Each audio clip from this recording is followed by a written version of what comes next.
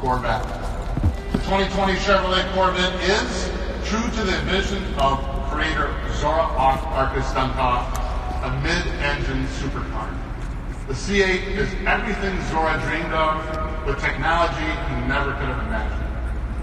For me personally, seeing the Corvette and meeting Zora for the first time all trace back to growing up in this great business. On many weekend afternoons, my dad took me to work with him at the GM Tech Center in Warren, Michigan, specifically the Chevrolet Engineering Building, where the Corvette came to life. I spent many of those rides to Warren hunched in the rear flat area of Corvette coupes. On the way home, he would take me by the GM Research Building lobby to see the Firebirds and the original Silver Stingray. I just loved everything about it.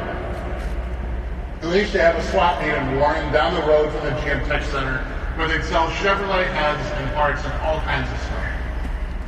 On one of those weekend trips to work when I was about 10, I begged my dad to stop at the swap meet so we could check it out, and he did.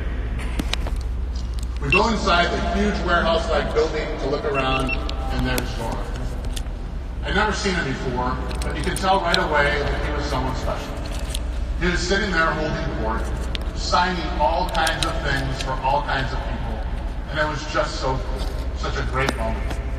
It all contributed to the aura of Corvette for me and reinforced what I already knew I wanted to do with my life. That's why it's so special and so exciting for me to be up here on this stage with this car. This car, the all-new 2020 Corvette, is one that changes everything. With every succeeding generation since 1953, Chevrolet has worked hard to make Corvette better and better. We've never stopped improving, never stopped innovating, and never stopped making the car faster, better handling, more comfortable, more everything. You can make the case that once we got to C7, we had pushed the limits of what we could do in that configuration. It was as close to perfection as front-engine, rear-drive Corvette was going to get. To take performance and driving dynamics to the next level for our customers, we had to move to mid-engine. And that's what Zora had always wanted, of course. In 1959, exactly 60 years ago, Zora and his team went to work on developing Chevrolet Engineering Research Vehicle number 1, commonly known as SERV-1. SERV-1, which made its debut in 1960, was a demonstration of what happens when you push the boundaries of engineering and design to develop a mid-engine race car. What made SERV-1 so unique was how light and powerful it really was. The car only weighed 1,600 pounds, and the body accounted for 80 pounds of that. The 283 cubic engine V8 powered the SERV-1 produced 350 horsepower and weighed only 350 pounds, thanks to the then novel use of aluminum in the cylinder block and heads, and several other critical parts like the water pump and the flywheel. Zora's team also used magnesium in the clutch housing and fuel injection manifold, and it also featured mechanical fuel injection. But my favorite aspect of SERV-1, and it's probably yours too if you've ever seen it run, you can actually see flames coming out of the back of it, and it is just unreal. So SERV-1 was followed by what I think is the most beautiful of all the SERV vehicles, SERV-2, in 1964. The SERV-2 was an amazing car built to compete against the Ford GTs in Le Mans. It had a monocoque chassis, a 377 cubic inch V8 producing 500 horsepower. Importantly, SERV-2 was in fact all-wheel drive.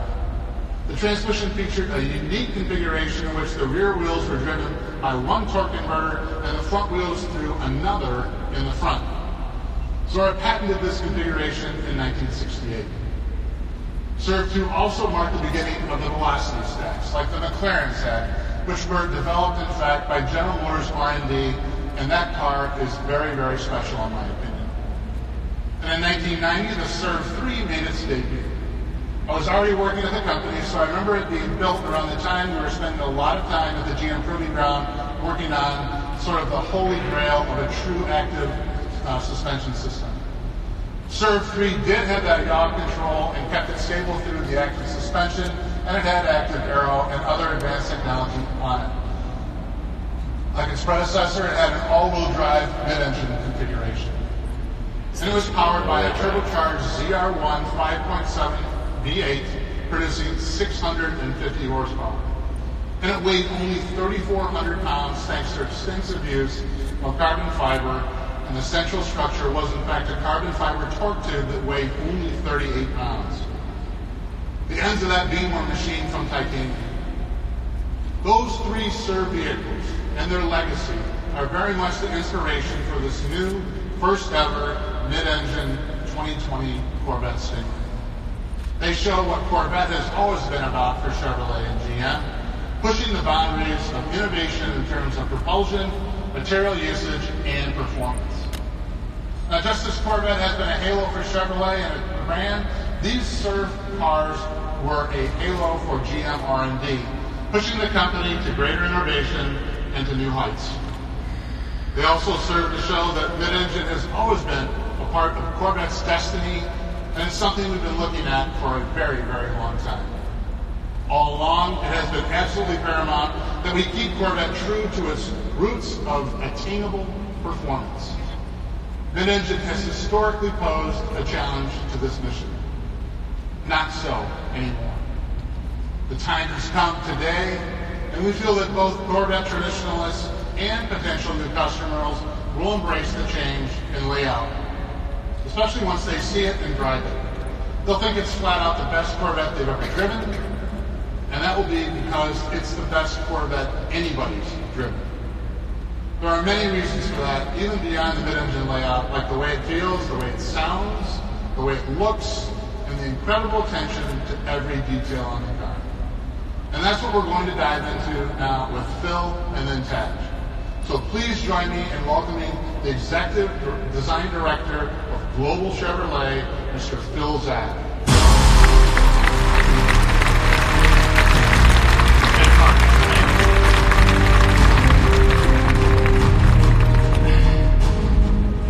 Thanks, Mark. At GM, every time we take on the task of designing a new Corvette, it must build on its storied history and push towards the future.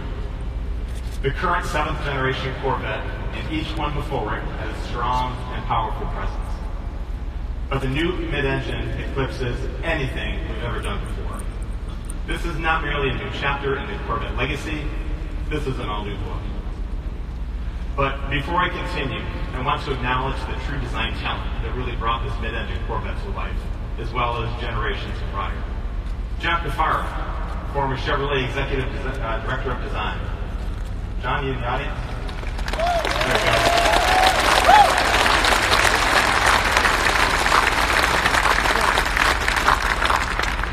And also Tom Peters, former Corvette Chief Designer. Tom, please stand.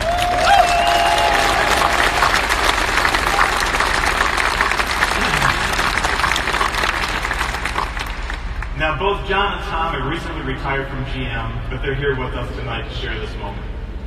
Their legacy and talent will forever live on with Chevrolet and into the future with this new stunning 2020 Stingray. I hope you'd all agree with us.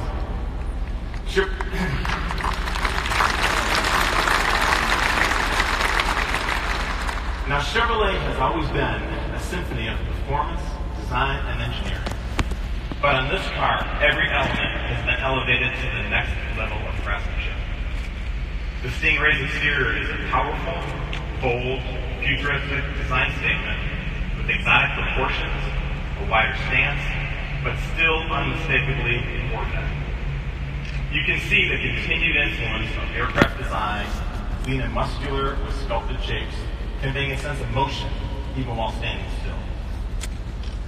With the new cab-forward driving position and rear-engine location, the proportions become the essence of a jet fighter for the road. That's trippy.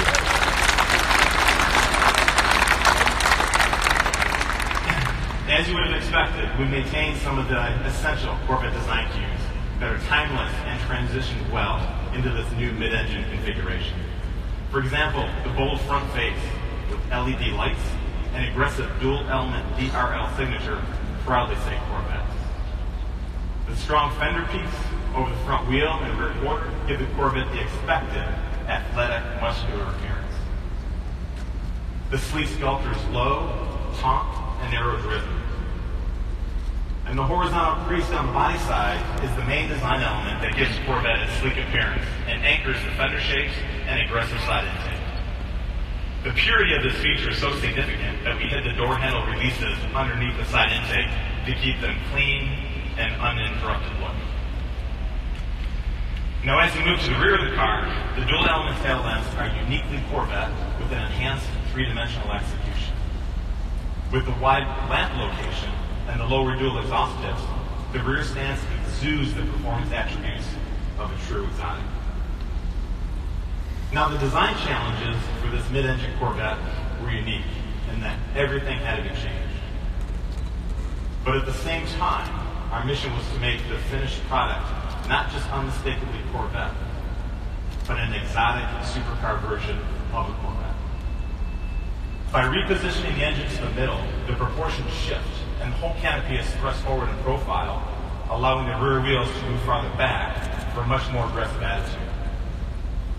The mid-engine design allows for a more forward feel in terms of driving position and visibility. You're actually leading the way as you drive. Additionally, having the motor behind you communicates a supercar feel, which intensifies the overall driving experience. The new location of the engine is truly the focal point for the car's design. It's the heart of this new Corvette, and it sits like a jewel in a showcase.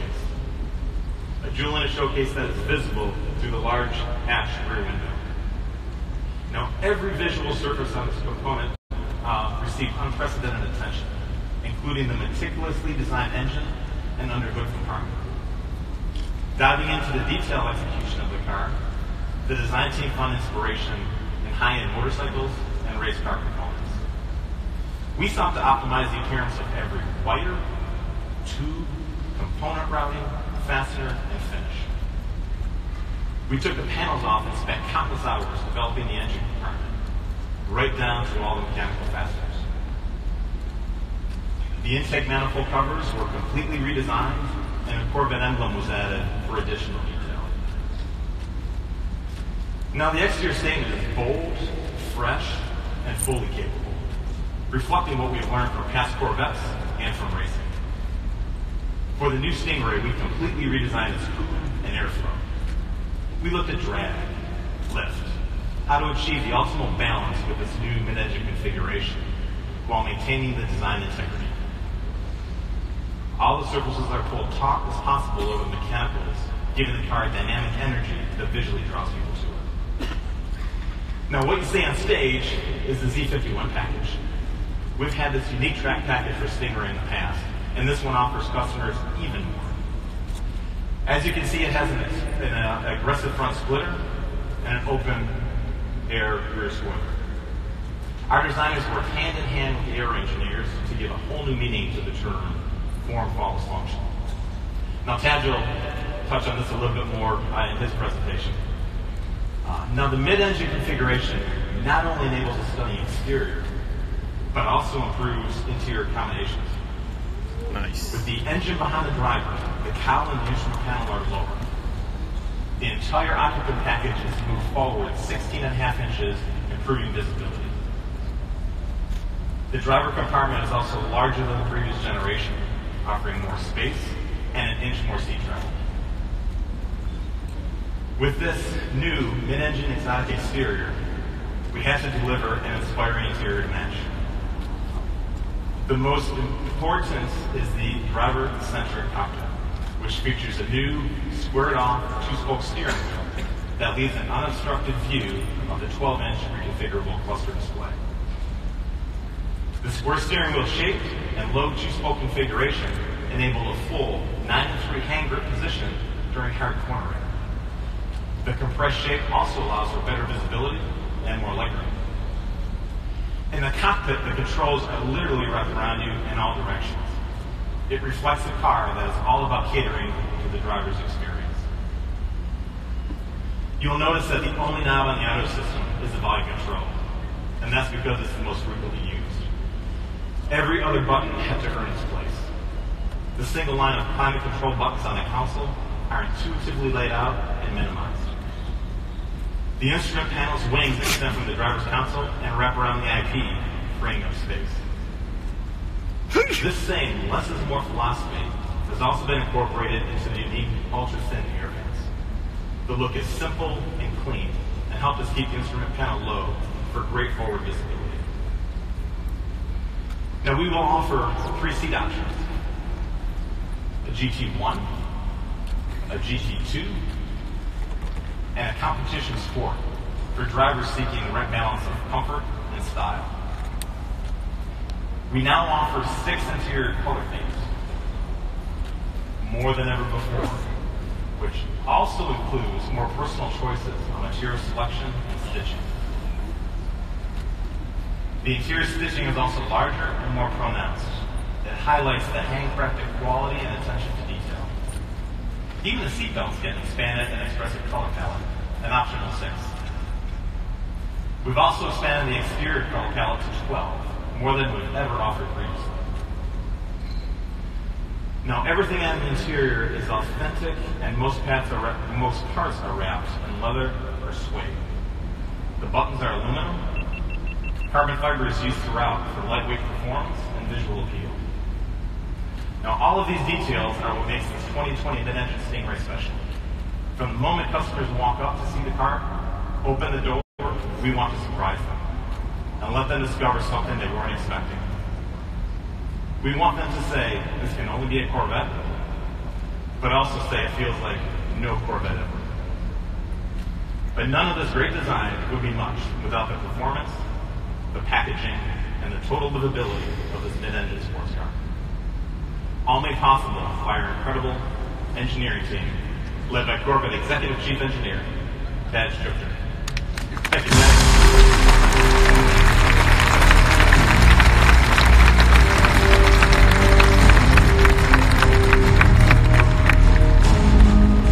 What a night. Been a long time coming. It's great to see everybody's faces out here.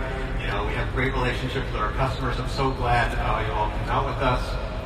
What a venue. Fantastic venue. It's so large it was actually raining up here. You guys didn't feel it out there. Mark turned the wipers on, but it stopped raining, so we're putting those away. Thank you, Phil, and good evening, everyone. I'd like to add my thanks to Scott and May for inspiring us and generations to come. As Mark said, this is the right time to move to mid-engine. We've actually known for quite a while we were reaching the limits of performance in a front-engine configuration. Of course, just expanding the performance envelope wasn't the only challenge we faced. Corvette also has to be beautiful, functional, and attainable.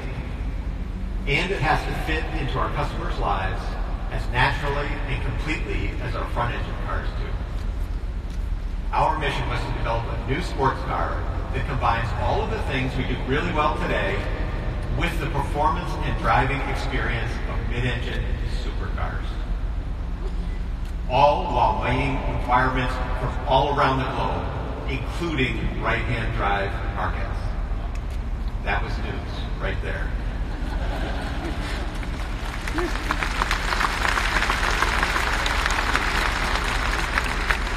To do this, we had to develop the analytical tools and knowledge necessary to engineer a world-class mid-engine car on our very first attempt. State-of-the-art computer models and simulation let us synthesize and integrate new solutions for body structure, aerodynamics, thermal management, crashworthiness, and others. These images behind me depict some of the simulation work we've done. And we're going beyond that tonight, as you've already seen, using augmented reality. Let me explain some of the physics behind why putting the engine behind the driver enables us to make a quantum leap forward in driving dynamics. A mid-engine architecture allows for a very short, straight, stiff steering system. It's 50% stiffer than today's car.